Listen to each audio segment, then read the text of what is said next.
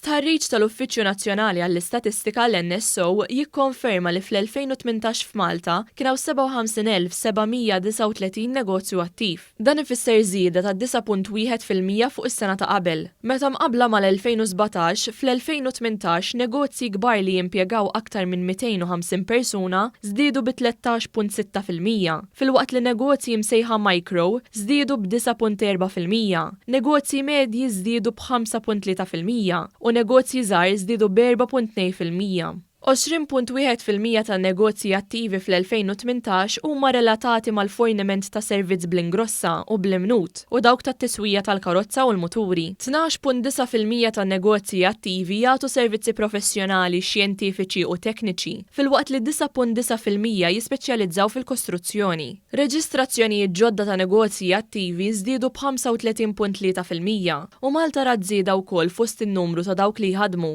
Fl-2018 f'Malta kien hawn żieda ta' 9.8% fost il-komunità ta' min ħaddem li hija ekwivalenti għal 17,132 persuna.